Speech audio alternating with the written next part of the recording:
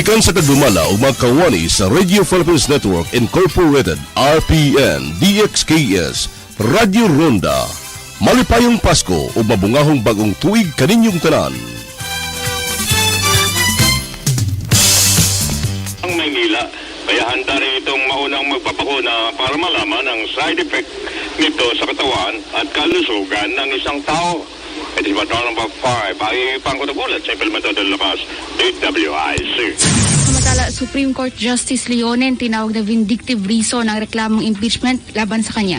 Detalye mula kay Patrol 3, Bert Mozo. Naniniwala nga itong si Supreme Court Associate Justice Mario Victor Leonen na mayroong mas mahalagang bagay ang dapat bigyang pansin ng mga leaders at hindi yung mga issue ng di onay kasinungalingan na ginagawa ng ilan na malinaw niya na isang vindictive reasons.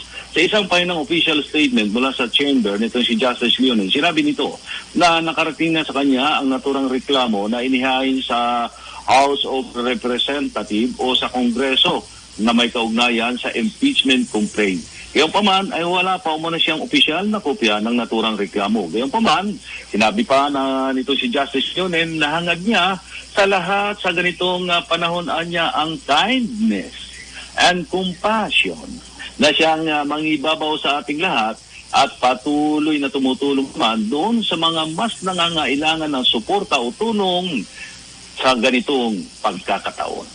Ito sa Patrol 3. Bert Mozo nagulat sa MP lang metodo lakas, DWIC. Para sa karagdagang impormasyon at mas marami pang mga balita, bisitahin kami sa aming website, dwiz882am.com at sundan ang aming Twitter account at Facebook page, dwiz82. Ako po si Ashley Jose. Balitang kapaki-pakinabang sa mga mamamayan, inyong nalaman sa DWIZ Balita. Maging updated sa mga balita. Mas todong pagbabalita. DWIZ Balita. DWIZ Pilipinas ngayon na. Bagong programa nasa sa inyo dito sa DWIC 882 tuwing Lunes at Miyerkules. Pilipinas ngayon na. Pangungunahan ni dating Press Undersecretary Robert Rivera, Miss Loli Acosta at Dr. E.G. Ong. Pilipinas ngayon na.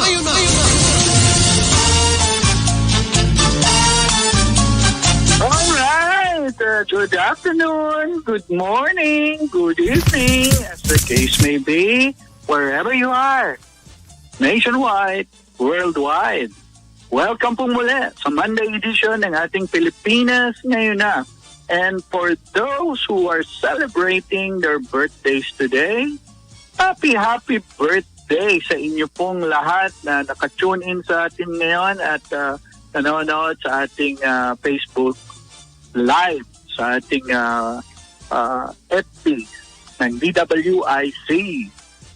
At nice naman po natin din batiin ng belated happy birthday ang ating pong mga kaibigan na nag-celebrate last week ng kanilang mga birthday.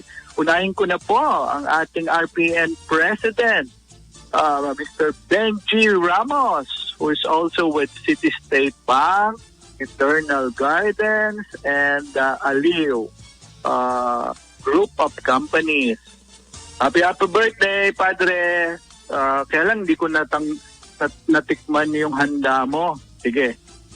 Next time, pag-grab mo na lang. And then, nakita ko sa Facebook yung mga posting eh.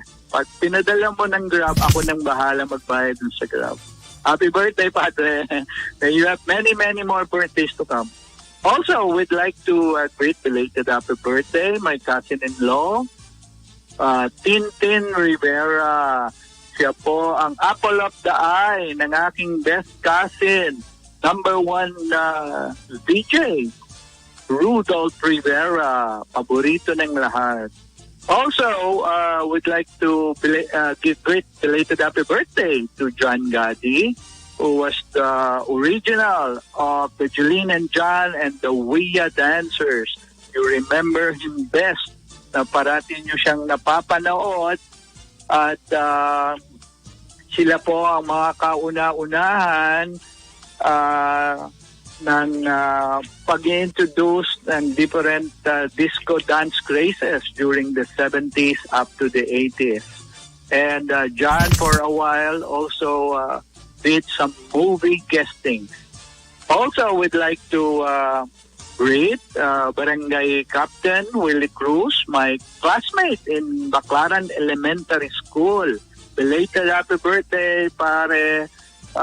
Siya po ay isa sa mga masusugid na political advisor ni Congressman Gus Tambutin.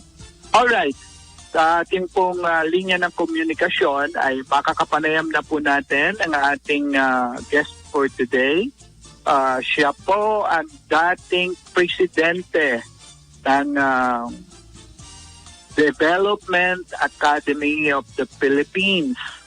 At there was a time I was able to avail a scholarship grant from DAP. And it was during his term as president na pinadala po nila ako sa South Korea for an extensive study on environmental protection and management.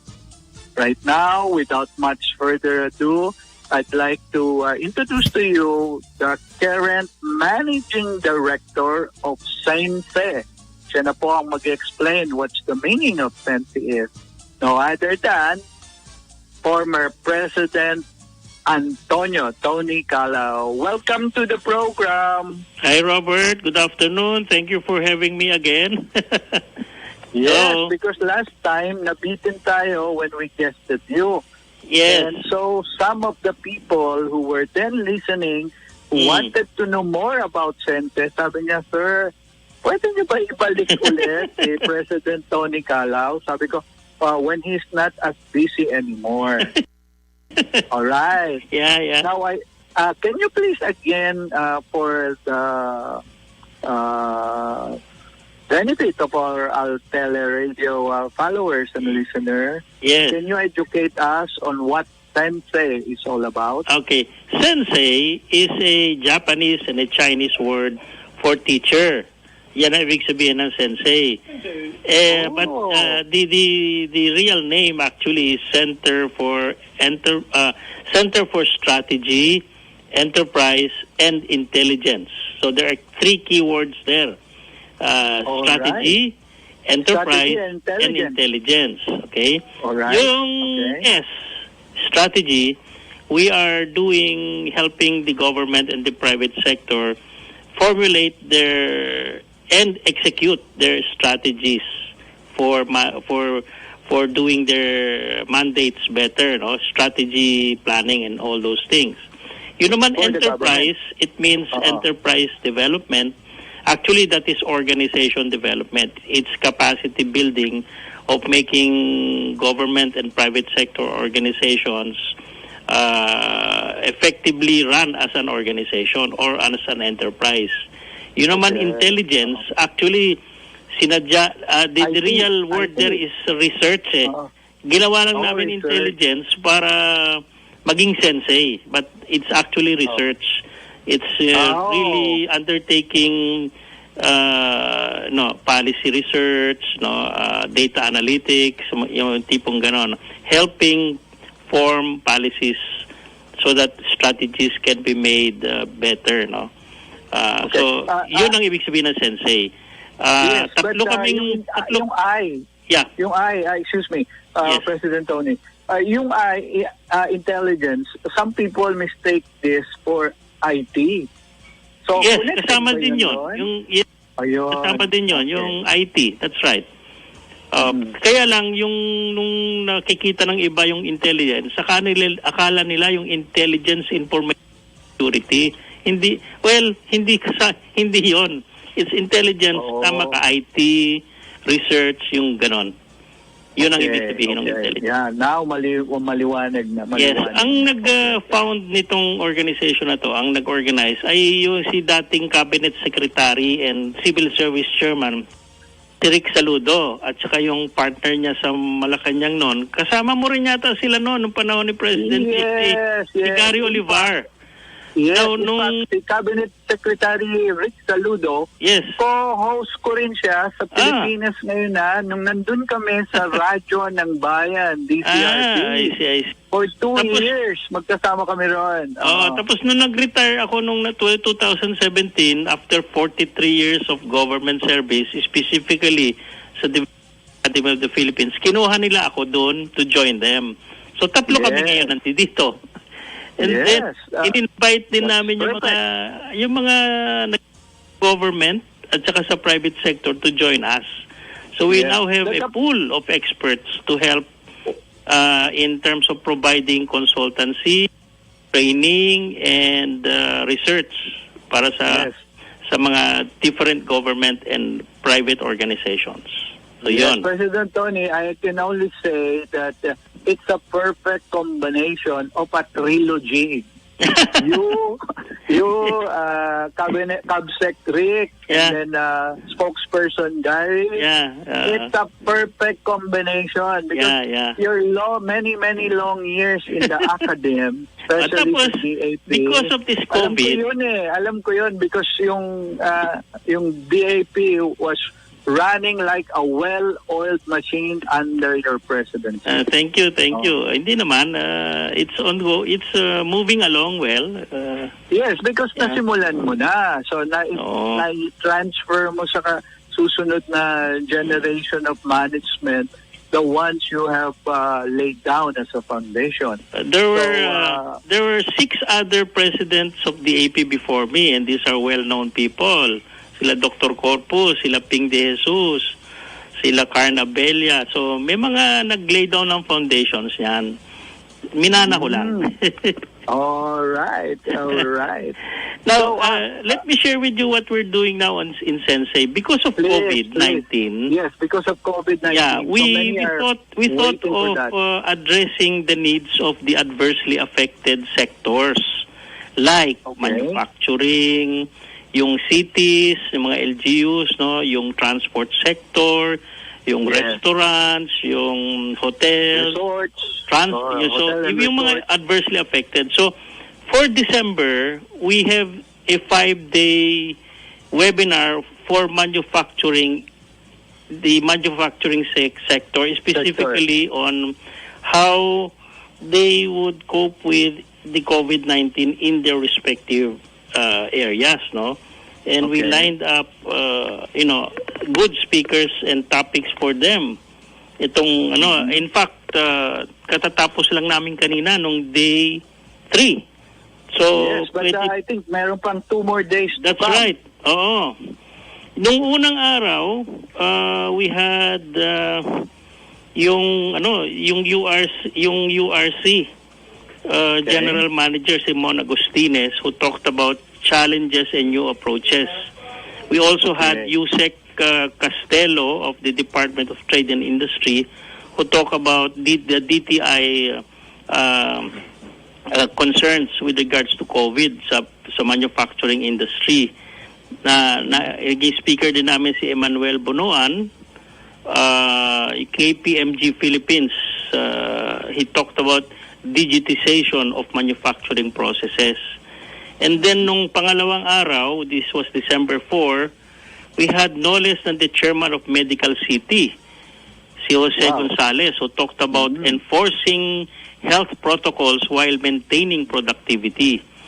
And then we had Secretary Bello and Secretary Duque labor. after that, no? DOH. DOH and Dole. But of course, ang naka-attend sa kanila yung kanilang ASEC, no? I forgot the name of the ASEC. But in place of Secretary Duque, we had a former Assistant Secretary sa Dole, sa DND at saka sa DOH, si Dr. Francis Cruz. So he was there, and ang kanyang thesis, ang senior niya sa webinar is that hindi naman yung virus ang kalaban kung hindi yung ating behavioral changes that we have to make to do so that makakope tayo, kasi yung virus palaging nandyan yan. Nagkataon lang yung COVID yan, no? And the virus are hindi yung kaagad na nasusugpo ng vaccine. It takes time, no? Yes. So what Yes. the war is a war against negative behavioral health practices.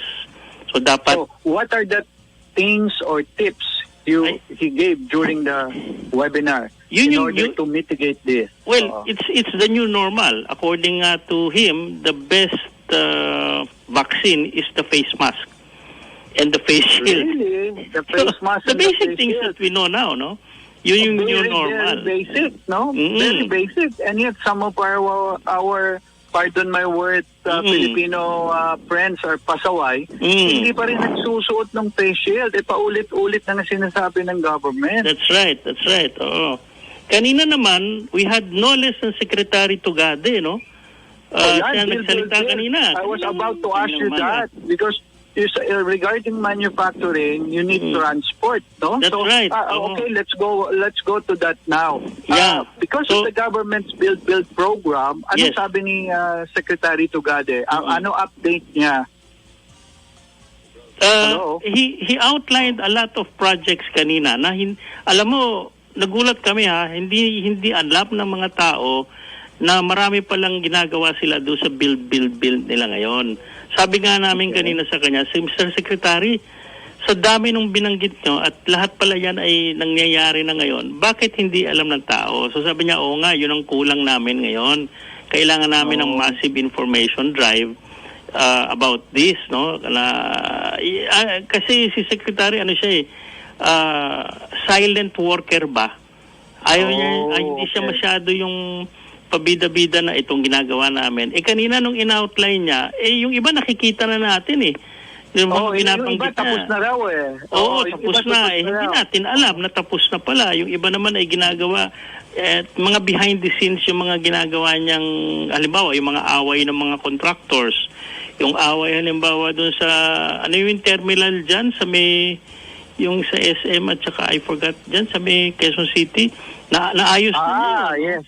Yung airport yung proposed airport sa Bulacan? Hindi. Iba pa yung sa airport. So, ang dami niyang binanggit kanina. And natutuwa naman yung mga participants kasi yung sa North EDSA. Yung sa North EDSA yata, yun yung may away ng terminal.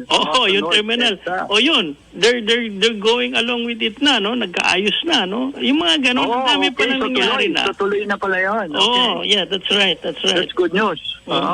So, isa siya kanina sa speakers And then we had, binigyan kita kanina ng, ito. And then we had the CEO of Integrated Manufacturing Incorporated, si Arthur Tan. We also had Dino Santos, the CEO of KTM Philippines. And then we had somebody from Vietnam, si Jing Chang Lai, who discussed supply chain financing issues. And then we had somebody from the Harvard Business School Club of the Philippines, si Hans Lata, who talked about the outlook for tracking and land logistics in the new normal. So wide range yung So sayang, kanina ito, no?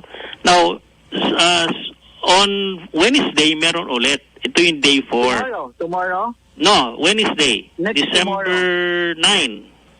Yes, day after tomorrow. Yeah, that's the 4th day. And then we will have the last webinar on December 11. That's a Friday this week. Okay, ano meron sa day 4? We will have Peter Makera, Senior Vice President ng Globe Telecom. He will be talking, Globe Telecom.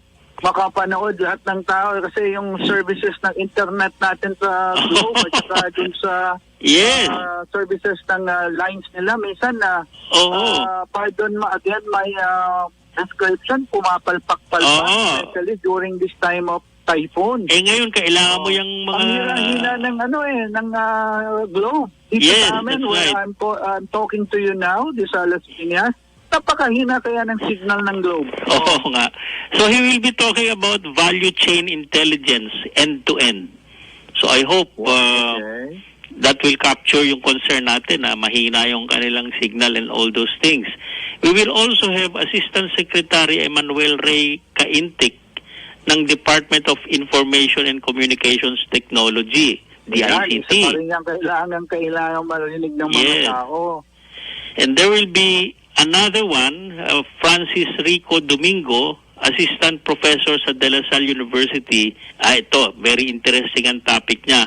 Strengthening Philippine cybersecurity opportunities and challenges for the private sector. Tayo online lahat ngayon eh. And how secure is our online? Cybersecurity yan.